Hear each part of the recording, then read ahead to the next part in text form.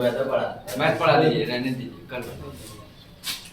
अनुमान में अपॉन में क्या होता है, सिंपली किसी चालक पे निर्भर है, ठीक है। जैसे इसको समझने के लिए क्या करते हैं, देखो इसको समझने के लिए यहाँ पे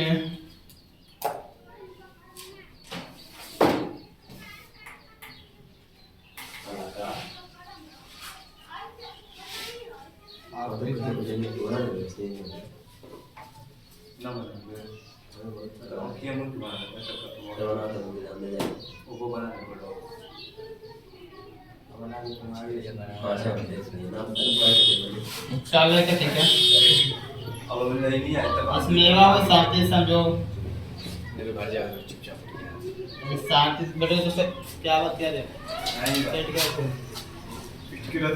शांति से बैठ के पढ़ना है, पढ़ो, नहीं पढ़ना है तो नहीं पढ़ा पाएंगे। शांति सुन लो, क्लास से जाए कर पढ़ाइए। सो देखो ये सब मुक्ति इलेक्ट्रॉन है, क्या है सब मुक्ति इलेक्ट्रॉन, मुक्ति इलेक्ट्रॉन, मुक्ति इलेक्ट्रॉन। अनुमान में किसे कहते हैं कि जब किसी चालक को विद्युत धारा देते हैं या विद्युत क्षेत्र से जोड़ते हैं तो उस चालक में उपस्थित मुक्त इलेक्ट्रॉन एक निश्चित दिशा में एक निश्चित वेग प्राप्त होता है।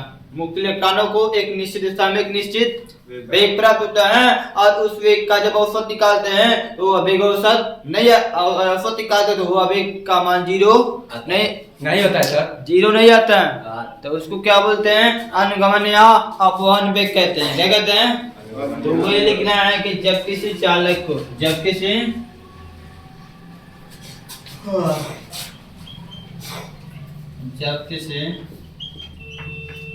चालक को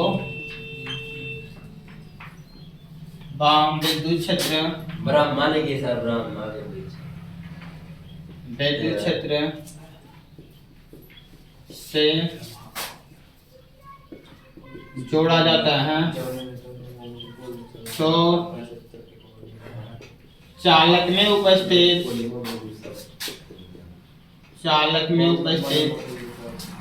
मुक्त इलेक्ट्रॉनों को इलेक्ट्रॉन लिखा है, ठीक है। Yes sir. मुक्त इलेक्ट्रॉनों को एक निश्चित दिशा में एक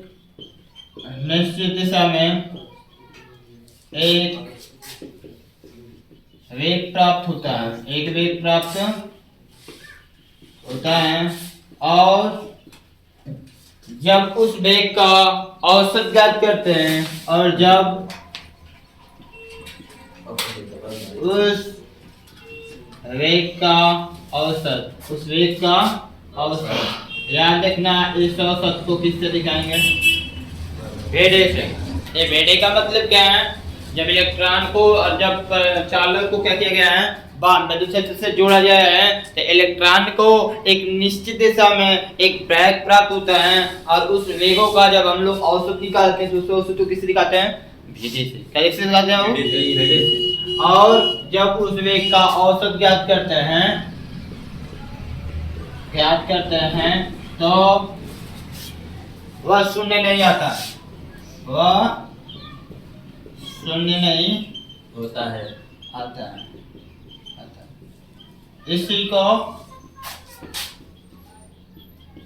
अनुमान वेग भेदे कहते हैं।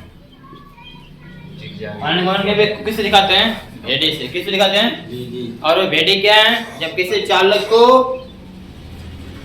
विद्युत क्षेत्र से जोड़ देते हैं तो उसमें उपस्थित मुक्त इलेक्ट्रॉन को एक निश्चित दिशा में एक निश्चित वेग प्राप्त होता है और उन्हीं वेग का औसत होता है भेदे, ठीक है। अब यहाँ से थोड़ा सा इसको समझना है, यहाँ पर क्या समझना है, देखना है। देखो यहाँ पे दो कंडीशंस हैं, यहाँ पे दो कंडीशन। एक कंडीशन में इस चालक तार को किसी बैटरी से जोड़ देता हूँ, क्या करता हूँ, बैटरी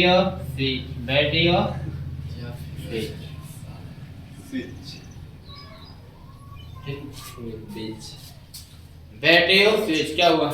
कुछ नहीं। टी नहीं रहता है क्या? रहता है सही सर। भी नहीं। बहुत यहाँ पे प्लस, यहाँ पे देख रहा।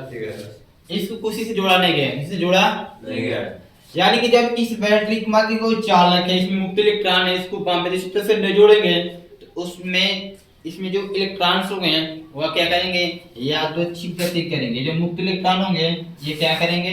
यादृच्छिक। यादृच्छिक आयरन वाली गति करेंगे। यादृच्छिक गति करेंगे। देखा है बाबू? यादृच्छिक गति यानी यादृच्छिक गति का मतलब एक दूसरे से टकराएंगे।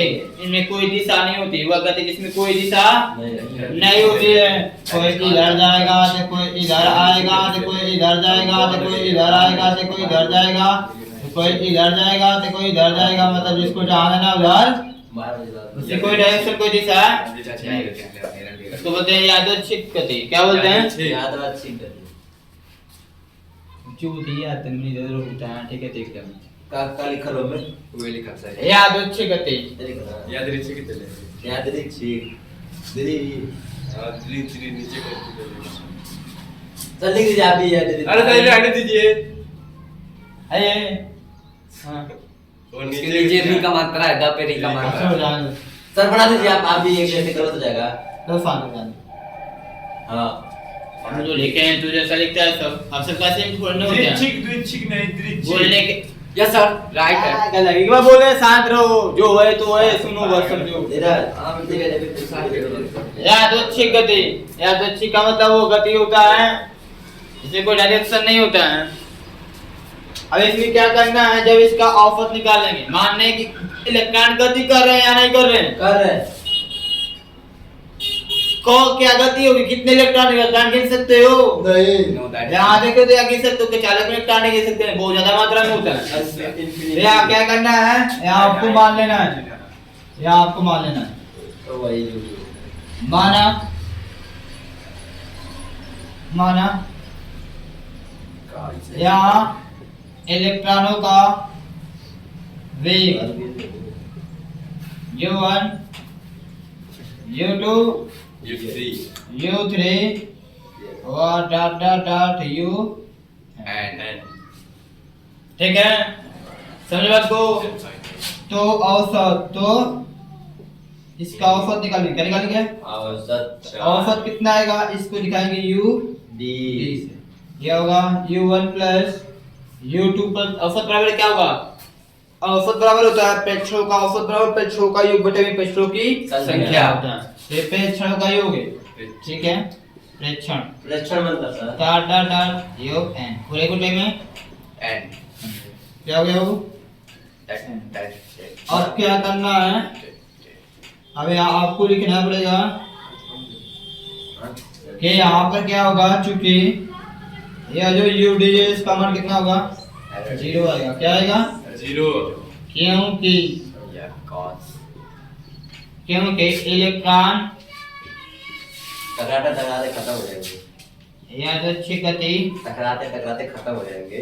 सही बात कर रहे हैं है वही टकराते खत्म हो जाएंगे। क्योंकि इलेक्ट्रॉन यादृच्छिक गति कर रहे हैं, एक दूसरे से टकरा रहे हैं, एक दूसरे से टकरा रहे हैं। तो एक कंडीशन ऐसा आएगा तो यहाँ पर सारे वेग क्या होगा? 0 हो जाएगा। क्या हो जाएगा?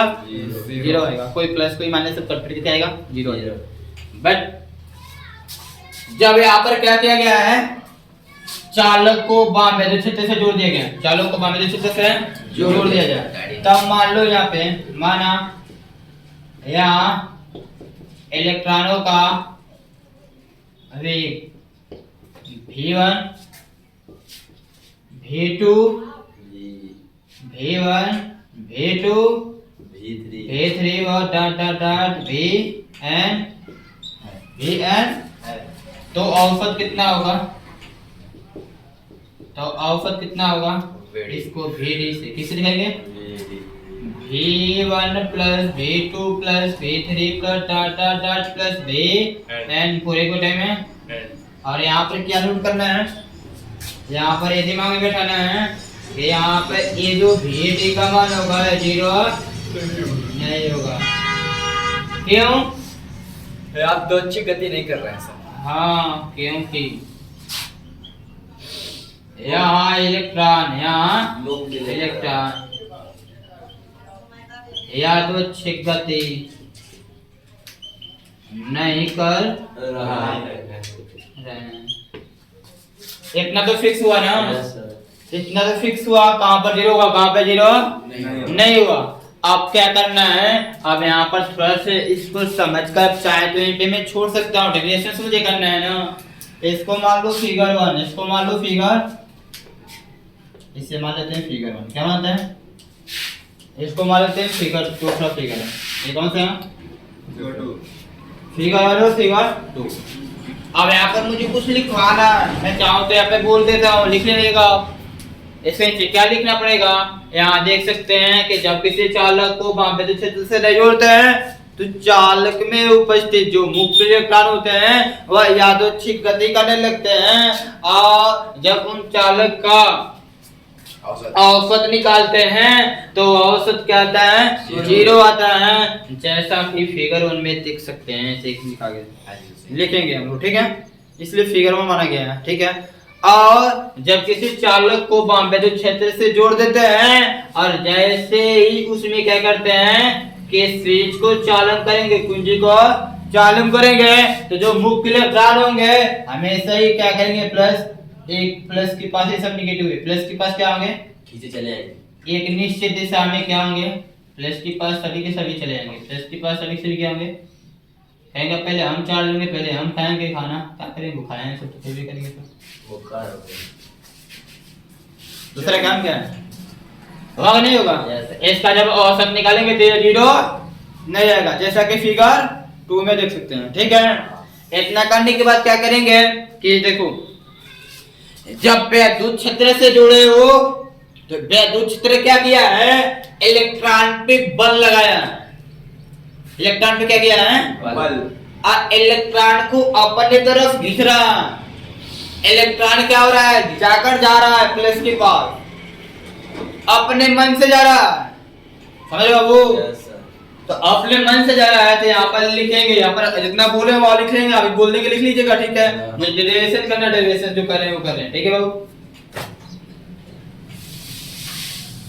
तो यहाँ पर आपसे आप पूछ सकता हूँ कि वैद्युत क्षेत्र, वैद्युत क्षेत्र ई द्वारा इलेक्ट्रॉन का बल, इलेक्ट्रॉन पर बल, इलेक्ट्रॉन पर बताओ कितना बल लगेगा, बल का मतलब कितना बल लगेगा, F बराबर mg। अजी इलेक्ट्रॉन से mg लिखते हैं, इलेक्ट्रॉन है क्या है, इलेक्ट्रॉन किसके कारण लग रहा है, वैद्युत क्षेत्र के कारण। किसके कारण लग रहा है, वैद्युत क्षेत्र के कारण। ई किस पर लग रहा है, इलेक्ट्रॉन पे। ये गुण है, इलेक्ट्रॉन धनावेशित होता है, ऋणावेशित होता है। अब इलेक्ट्रॉन को खींच रहा है ना, उसके चार्ज को क्या खींच रहा है ना, इसलिए इलेक्ट्रॉन ऋणावेशित होता है, माइनस लिखेंगे, क्या लिखेंगे, कुछ नहीं, ये समीकरण 3। ये समीकरण, ठीक है।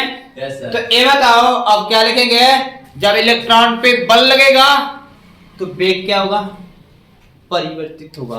इलेक्ट्रॉन पे बल लगेगा तो वेग क्या होगा, हो रहा है नहीं रहा, देख लो ना फिगर में, या बल नहीं लग रहा है ना, इधर घूम रहे हैं सब। जैसे विद्युत से जुड़ेंगे, इलेक्ट्रॉन पे बल लगेगा, वो एक निश्चित दिशा में कार्य करेंगे, किसी दिशा में कार्य करेंगे, यानी उनका वेग परिवर्तित होगा, वेग परिवर्तित होगा।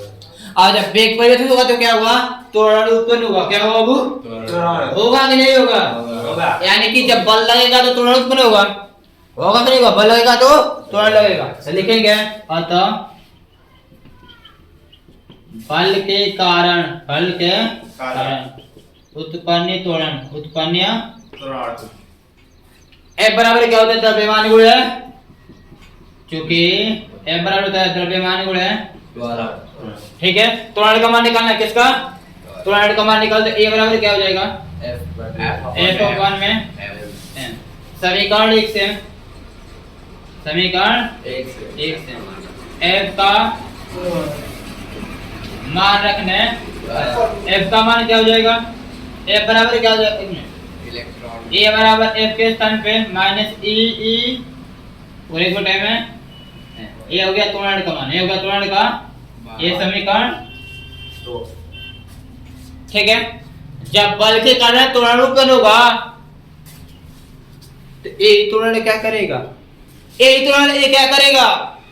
वेग u1 u2 u3 dot dot dot u1 को वेग v1 v2 v3 dot dot v1 में क्या करेगा? चेंज करेगा, बदलेगा ना, तो लिखना पड़ेगा ना यहाँ पे, इतना सा लिखोगे ना। ये त्वरण क्या करेगा? वेग u1 u2 u3 को v1 v2 v3 में क्या करेगा? परिवर्तित करेगा, जिसे परिवर्तित करने में लगा समय क्रमशः t1 t2 t3।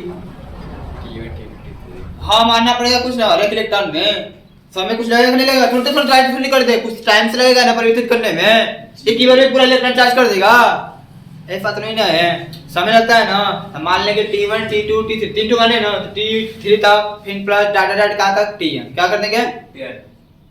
करने के बाद क्या करना होगा? लिखेंगे गति के प्रथम नियम अनुसार। गति का प्रथम नियम क्या होता है? v बराबर u प्लस at, v बराबर u प्लस at। प्रारंभिक वेग बराबर अंतिम वेग बराबर प्रारंभिक वेग प्लस त्वरण गुणे समय, त्वरण गुणे समय होता है। यहाँ तक नोट करो, यहाँ पे लिखो, यहाँ पे देखो, यहाँ पे देखो, तो इसके नीचे यही त्वरण, यही त्वरण है, यही त्वरण ए। इसके नीचे भी कुछ लिखना है ना? कहाँ पे? इसके नीचे कुछ लिखना है ना अभी? इसके नीचे लिखना है कि ये सब है क्या? फिगर का सेंस क्या है, निष्कर्ष क्या है, फिगर से क्या निष्कर्ष निकलना है, ठीक है? फिगर से निष्कर्ष, यहाँ पे इसके नीचे लिखेंगे निष्कर्ष, क्या लिखेंगे बाबू? निष्कर्ष। फिगर से क्या निष्कर्ष निकलना है, जो कि आपको समझाने के लिए लिखा जा रहा है, लिखवा रहा हूँ, ठीक ना? किताब में ये सब चीज नहीं है, किताब में सब चीज नहीं है, ठीक है? मैं भी लिखवा, देखो यही त्वरण ए, वेग ये क्या है? u1 u2 u3 और डॉट डॉट डॉट u1 को क्रमशः नहीं को वेग v1 v2 v3 और डॉट डॉट v1 में क्या करेगा? वो v1 में क्या करेगा? परिवर्तित कर देगा तथा परिवर्तित करने में लगा समय क्रमशः तथा माना। यहाँ पे देखो तथा लिखने के बाद लिखना ना बाबू, ये बाबू तथा माना, समय को हम लोग मानने, ठीक है? क्योंकि समय इधर कहीं माना गया, नहीं माना गया है, माना। परिवर्तित करने में लगा समय क्रमशः t1 t2 t3 और डॉट डॉट tn है, बस। तो आगे क्या करना है मैं बता रहा हूँ, इतना नोट करो। यहाँ तक करने के बाद निष्कर्ष भी बोल रहा हूँ, ठीक है? करने के बाद में से बोलो तो मुझे बता।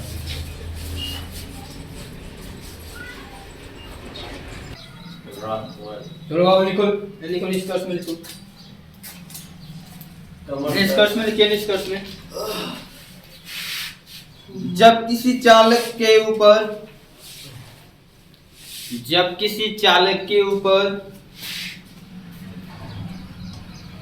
विद्युत क्षेत्र को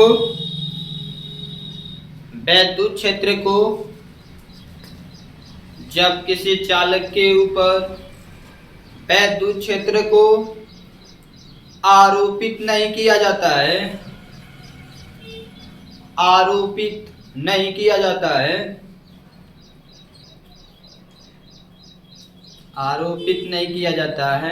तब उसके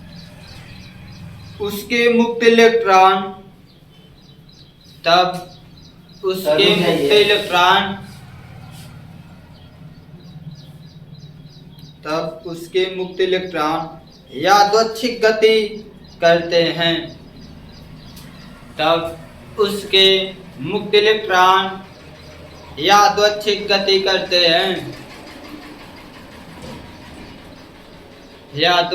गति करते हैं, कोष्टक में लिखो जैसे फिगर 1 ही पहला फिगर, ठीक है? जैसे फिगर 1, कोष्टक बंद। आगे लिखो इन यादृच्छिक गति के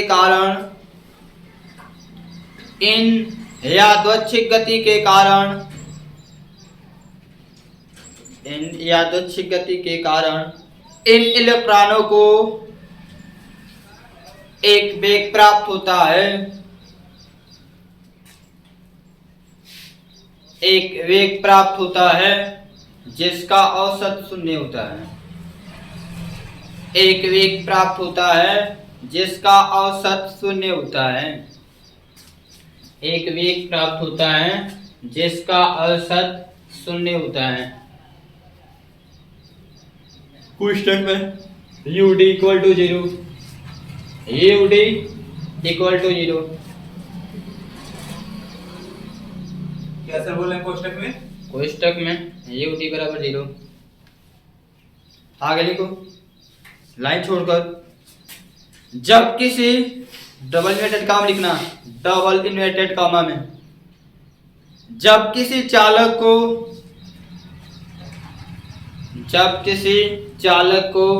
बाह्य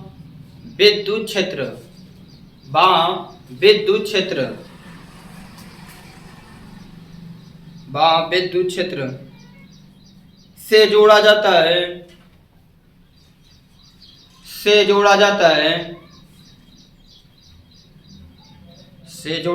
है तो विद्युत क्षेत्र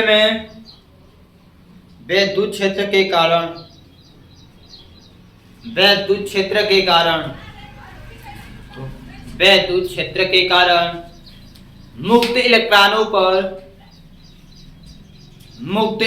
पर एक निश्चित दिशा में बल लगता है। मुक्त इलेक्ट्रॉनों पर एक निश्चित दिशा में बल लगता है।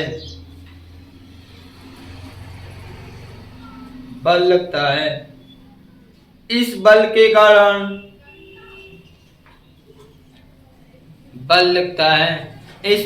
कारण मुक्त इलेक्ट्रॉनों को एक वेग प्राप्त होता है। इस बल के कारण मुक्त इलेक्ट्रॉनों को एक वेग प्राप्त होता है।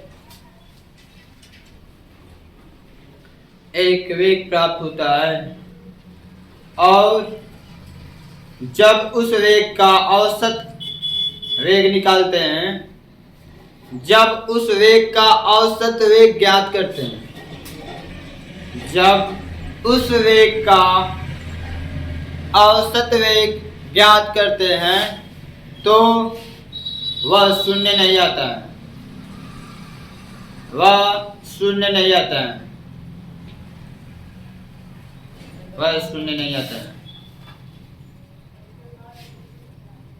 जिसे अनुगमन वेग कहते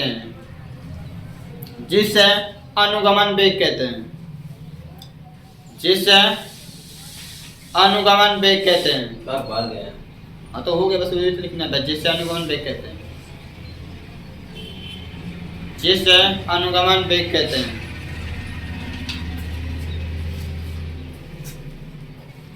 जगह को आप इतना लिख सकते हैं, यहाँ पे जानते होंगे। अनुगमन वेग को किससे दिखाते हैं? VD से। जगह को बात लिख रहा है, अनुगमन वेग को VD से प्रदर्शित करते हैं।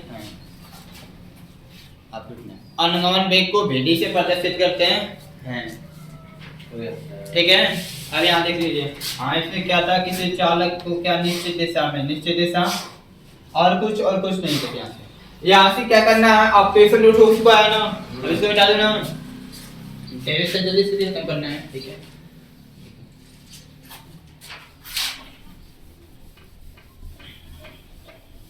निष्कर्ष लिख चुके हो, अब आगे देखो।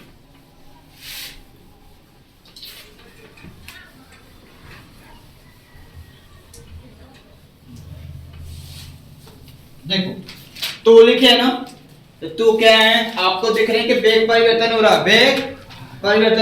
तो वेग परिवर्तन होगा तो कुछ औसत निकाल लेंगे। VD, तो VD का मान कितना होगा, VD निकाल लेना। अंतिम वेग का VD बराबर क्या लिखे हैं, V1 plus V2 plus V3 plus dot dot dot plus Vn पूरे कोटे में V1 लिखना है। यह हो गया आपका समीकरण।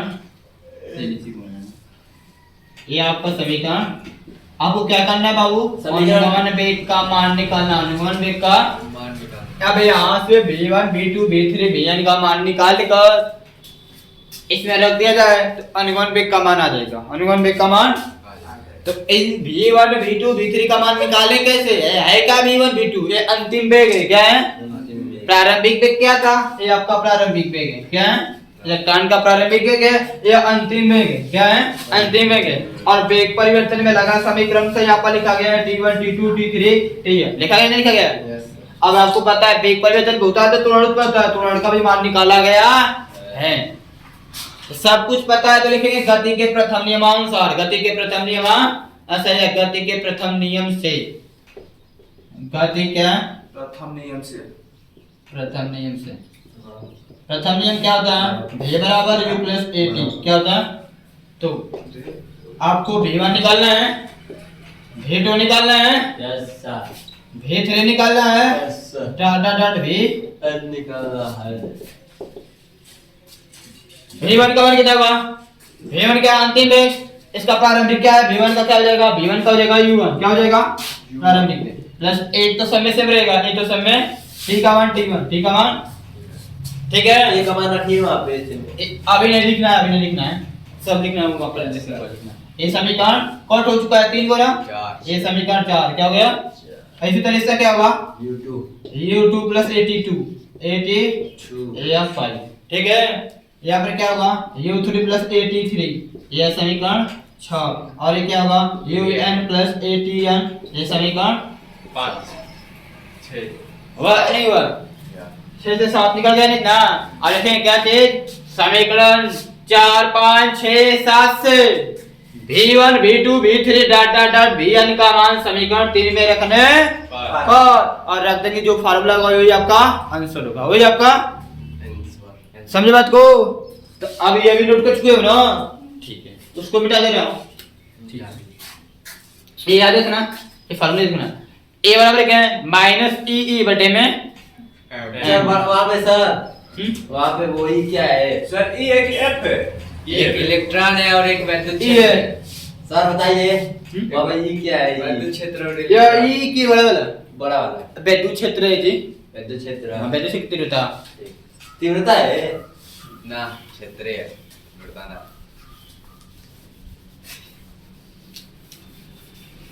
चलिए देखिए अरे साले कब जाएंगे? अरे शांति से देखो। देखिए क्या देखो यहाँ पे आज तो बड़ा मन लगा।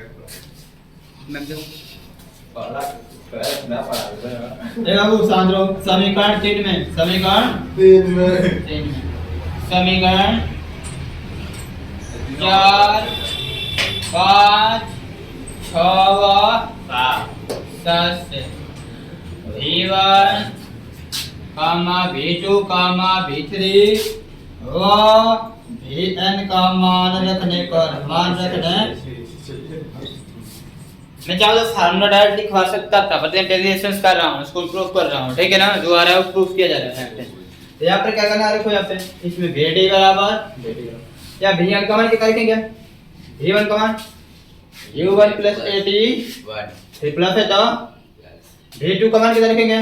u2 प्लस 80 v3 का मान क्या होगा? u3 plus 80 plus data data data plus u1 का क्या होगा? un प्लस 80 और एक टाइम में क्या है बाबू? n क्या है? तो VD बराबर क्या हो जाएगा? सब में से देखो यहाँ पे इस वाले को इस बात लिखना, प्रारंभिक वेग को ठीक है, प्रारंभिक वेग को वहां पे 80 का कैसे लिखेंगे? ध्यान से देखना कैसे लिखना है। ठीक है, ध्यान देखना सब। बस एक काम u1 plus u2 plus u3 plus dot dot dot plus un dot dot में से डॉट। ठीक है, इसको एक साथ और हाइड्रोजन a वाला है plus 81 plus 82 plus 80 plus dot dot dot plus 80 और इस पूरे बटे में अब यार इसके भी बटा हुआ ये यार इसके होगा या नहीं होगा? होगा ना? तो करो AD बराबर u1 plus u2 plus u3 plus dot dot dot u and पूरे बटे में प्लस इसमें से एक कॉमन होगा। क्या कॉमन होगा? तो क्या बचेगा?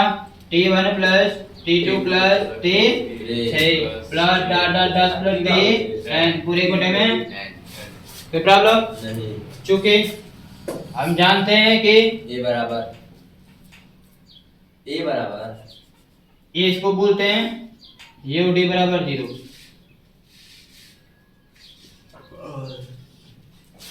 पीछे पढ़ते हैं। ये क्या है? अंतिम वेग का प्रारंभिक वेग का औसत है। जब इलेक्ट्रॉन को वहां पे दूसरी तरफ से जोड़ा नहीं गया था तो वहां पर उसका औसत कितना था? 0। यानी इस पूरे का मान क्या होगा? 0। अभी बताए थे शुरुआत में ना, जी सर। वही लिखना है बेटे। इसका मान 0 हो जाएगा। प्लस में ए तो ए अब ये वाला देखो, ये क्या है? समय का औसत।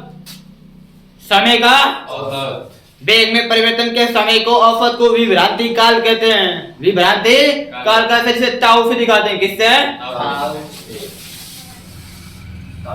बस सर बाकी समझ में नहीं आया है ताऊ ये स्टेप। चाऊ क्या बोलते हैं इसको? ये ताऊ विभ्रांति हाँ। काल को ताऊ से भेड़े बराबर क्या हो जाएगा? समझ ए ताऊ ए। अब यहाँ पर एक पड़ी ताऊ ऐसे नहीं तो हाँ सही। सही है इसी तरह। क्या करना है? यहाँ पर लिखना है ताऊ इस ए का मान तुमको पता ही होगा। अब यहाँ कोई पूछेगा कि ये ताऊ कहाँ से है, तो बोलोगे ताऊ क्या है? विभ्रांति काल। ताऊ क्या बाबू? विभ्रांति काल। पहले तो यहाँ पे करना विभ्रांति विभ्रांति। और दूसरी बात यहाँ लिख देना कि ऐसे नीचे से आगे जाएगा वन ऑफ कॉपी में लिख लेना कि ताऊ बराबर क्या है? ताऊ बराबर क्या हो? T1 plus T2 plus T3 plus dot dot dot T पूरे कोटे में ये ताऊ। समय का औसत है ना विभ्रांति काल। हाँ? समय का औसत है हाँ, विभ्रांति। समय का औसत को विभ्रांति काल कहते हैं। समय के औसत को विभ्रांति काल काल कहते हैं। ठीक है, तो यहाँ पर देखो भेटी बराबर यहाँ पर लिखेंगे समीकरण सब ए का मान किसमें था? समीकरण 2 से। समीकरण 2 से क्या है? भेटी बराबर ए का मान क्या है? माइनस टी अपॉन में एम और आई यहाँ पे ताऊ धीरज आज मन लग समझे ऐसे? देखो कुछ फॉर्मूला बने हैं। क्या फॉर्मूला बने हैं? यही बात है। रहा वो आपका क्या है? इलेक्ट्रॉन आंसर कंप्लीट हो गया। बुक के अंदर कैसे आए लिखना? वो आंसर है हाँ हो गया फॉर्मूला। ऐसे बात नहीं, बुक के अंदर आएगा हाँ वैसा ही आया कितना आएगा? वो ही आया लेकिन सर कौन वाला आएगा बताओ? अबे गाना ये वाला है। बराबर PD बराबर। बट माइनस ई ना दिले ना दे ले ना माइनस सांख्रो बता रहे हैं। सबसे बस माइनस ना सांख्रो बाबू पूर्व में नहीं बता रहा, परेशान आप मत होइए। ठीक है, मैं बता रहा हूँ। सॉरी, देखिए वहाँ पे जो बल निकाले थे इलेक्ट्रॉन माइनस होता है ना, तो इलेक्ट्रॉन माइनस तो क्या बल नेगेटिव होता है? नहीं बल नेगेटिव नहीं होता नहीं, है। आप सोच सकते हैं हाँ बल थोड़ी ना होता है। नेगेटिव होता है, नहीं होता है। नहीं।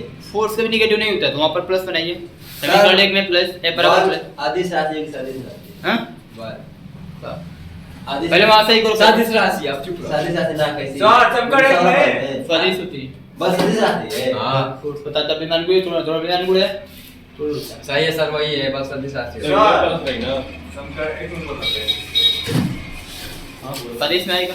सादिश है सर सही करो लिखा है। किसमें अरे इक्वेशन 1 f बराबर क्या लिखे हैं? f बराबर माइनस e लिखे हैं। प्लस करो इसको, हो गया यहाँ सब प्लस हो जाएगा। ये सब क्या होगा? प्लस सब प्लस वहाँ प्लस हो जाएगा। उसके नीचे a का भी मान होगा ना, a में भी प्लस करना होगा। ठीक है ना, a में भी प्लस कर लीजिए। A बराबर क्या लिखे हैं? हाँ, सब हो गया, सब हो -e गया। अपॉन में m लिखे हैं। हाँ, a के हो मान गया। में प्लस हो जाएगा। हो गया अब यहाँ पर ऐसे लिखा है ना, देख लो सुन लो। यहाँ पे जहाँ dt क्या है बाबू? अनुगमन वेग अपॉन देख लेंगे ना, लिख दीजिए उतना से क्या e क्या है? अनुगमन इलेक्ट्रॉन, मुक्त इलेक्ट्रॉन क्या है? मुक्त इलेक्ट्रॉन मुक्त इलेक्ट्रॉन। और e क्या है? विद्युत क्षेत्र क्या है? वैद्युत क्षेत्र m क्या है? द्रव्यमान। इलेक्ट्रॉन का द्रव्यमान किसका है वो? इलेक्ट्रॉन का द्रव्यमान ए क्या है? समय का विभ्रांति औसत। काल हाँ, समय का औसत या विभ्रांति काल। काल। लिख लगे ना? Yes. लिख लीजिए, बस इक्वेशन कंप्लीट है। इतना बड़